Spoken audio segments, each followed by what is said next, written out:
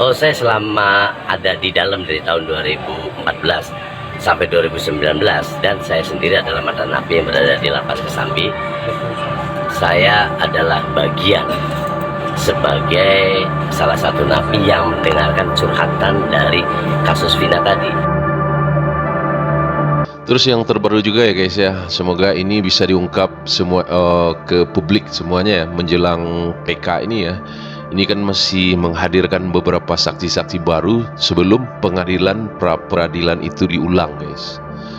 Dalam kesaksian terbaru ya dari Nicholas Kili-Kili yang sudah mengantongi sosok Peggy ini dari pengacara ya, yang sudah mengantongi sosok Peggy yang sebenarnya guys. Dalam keterangannya ini memang dia dibantu ya oleh netizen seperti kita ini guys, mengungkap dan kita kirimkan beberapa data-data foto, video gitu ya. Ini menjadi pertimbangan bagi Nicholas ya, dan dia mengatakan seperti ini ya.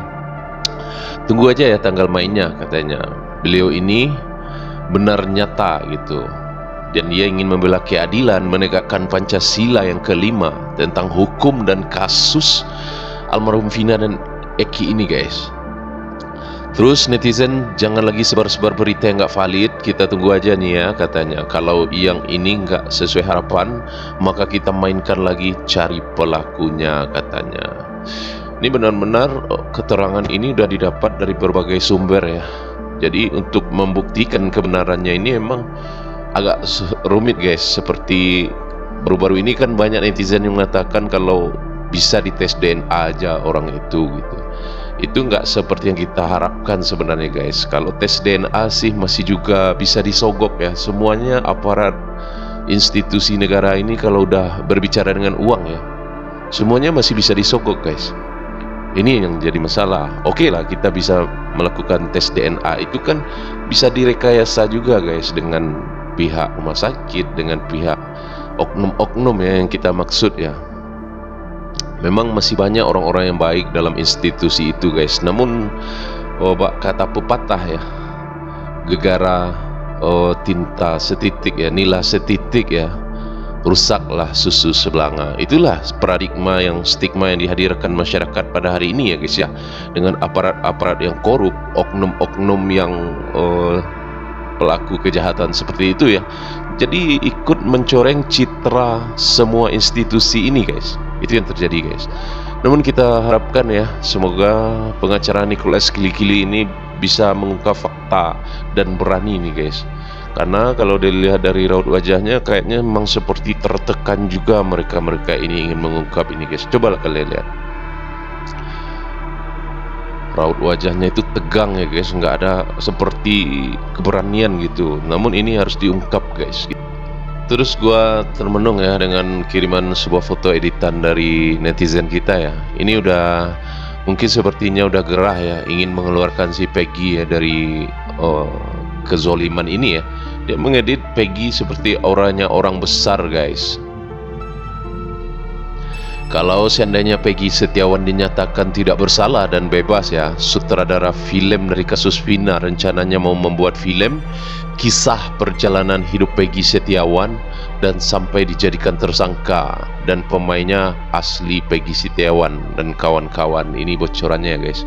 Ini mudah-mudahan ya kalau ini benar terjadi ya, Peggy diselamatkan ya. Ini akan menjadi orang besar nantinya ya, akan diundang kemana-mana karena kisah perjalanan hidupnya ini yang luar biasa.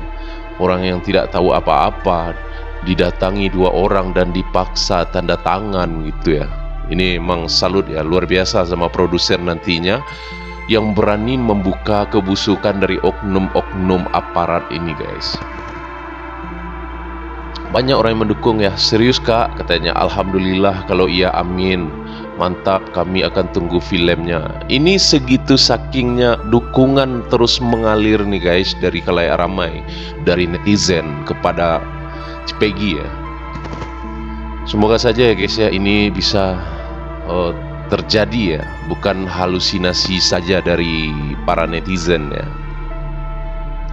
Memang ada kesaksian terbaru ya, baru-baru ini ya, setelah mendengar keterangan dari Siliga Akbar ya, yang baru mencabut beberapa poin kesaksiannya.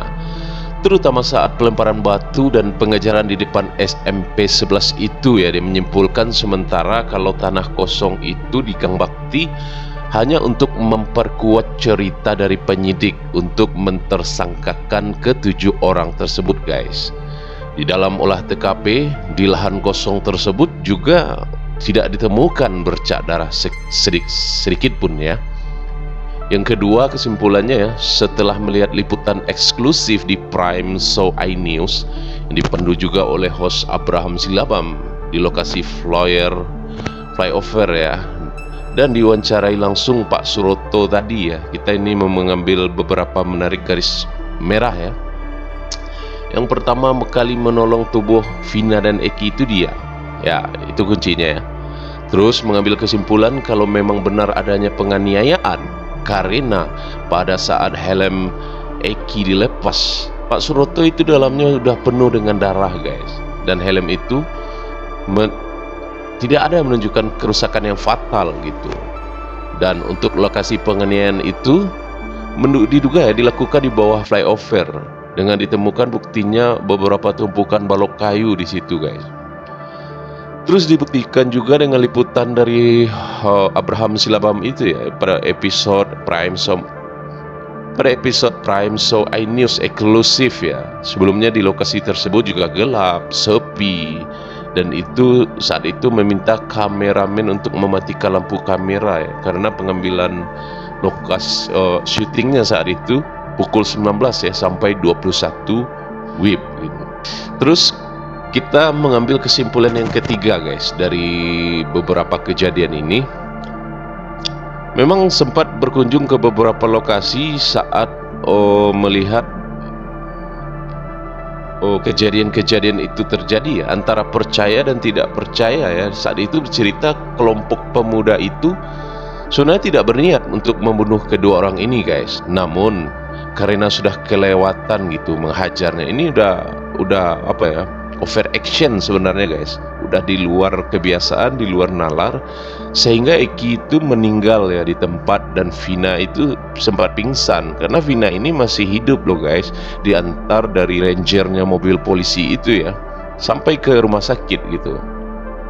Mereka panik dan berusaha merekayasa kematian sebagai laka lantas, sehingga memperkuat cerita tersangka membenturkan kepala kedua korban ini ke aspal hingga terkesan kepala membentur ke aspal dan mengeluarkan darah gitu guys. Jadi kesimpulan sementara ya, kejadian penganiayaan ini hingga mengakibatkan orang meninggal itu memang terjadi dan tidak ada saksi mata yang melihat. Polisi mulai frustasi untuk mengungkap kasus tersebut ya. Kebetulan Pak Rudiana sendiri, ayahnya Eki ini, bertemu dengan saksi Aib yang sebelumnya punya masalah pribadi dengan pemuda wilayah tempat Aib bekerja gitu. Pemuda yang dimaksud ini mungkin sekelas bandarnya gitu ya. Karena dari kesaksian Aib dan ketua RT itu yang dianggap ngawur ya, serta amarah dari Pak Rudiana, itulah yang menyebabkan ke-7 pemuda itu harus menjalani hukuman seumur hidup gitu.